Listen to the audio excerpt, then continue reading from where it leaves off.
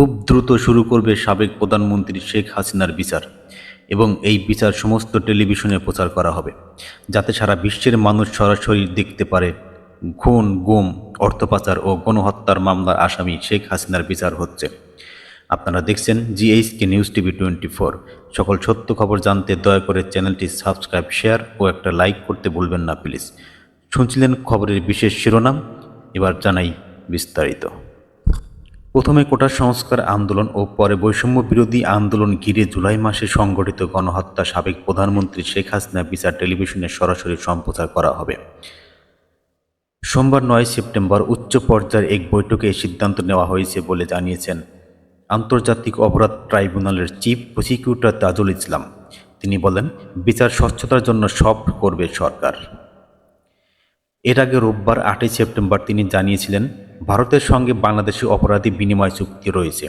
সেই চুক্তির আলোকে শেখ হাসিনাকে ফিরিয়ে আনার প্রক্রিয়া শুরু করা হবে। এ সময় সাংবাদিকদের প্রশ্নের জবাবে তিনি বলেন, গণহত্যার অভিযোগে দায়ের করা অধিকাংশ মামলার প্রধান আসামি শেখ হাসিনাকে দেশে ফিরিয়ে এনে ট্রাইব্যুনালে বিচারের মুখোমুখি করা হবে। আরেক প্রশ্নের জবাবে তিনি বলেন, গণহত্যার এভিডেন্স প্রমাণ নষ্ট হওয়ার আগেই সংস্করণ করা বড় চ্যালেঞ্জ। দেশবাসীর কাছে আহ্বান জানাচ্ছি, আলামত নষ্ট হওয়ার আগেই যার কাছে গণহত্যা নির্যাতনের যে এভিডেন্স আছে, আপনারা ট্রাইব্যুনালের প্রসিকিউশনের কাছে বা তদন্ত সংস্থার কাছে জমা দিন। তিনি বলেন, তদন্তকালে আসামিদের গ্রেপ্তারের আবেদন করবে প্রসিকিউটর টিম। আগে ট্রাইব্যুনালে অসমাপ্তি পক্ষের আইনজীবী হিসেবে কাজ করলেও বর্তমানে রাষ্ট্রপক্ষে আইনি লড়াই কোনো আইনগত জটিলতা নেই। দ্রুত ট্রাইব্যুনালে বিচারপতি নিয়োগ দেওয়া হবে।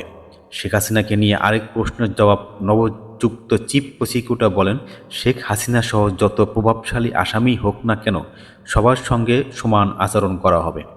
কারো প্রতি যেমন জুলুম করা হবে না, তেমনি কাউকে ছাড়ও দেওয়া হবে না। ধন্যবাদ বন্ধুরা ভিডিওটি দেখার জন্য। এরকম লেটেস্ট তাজা নিউজ পেতে আমার এই চ্যানেলটি অবশ্যই সাবস্ক্রাইব ও একটা লাইক করতে ভুলবেন না। ভালো থাকুন, সুস্থ থাকুন, আল্লাহ হাফেজ।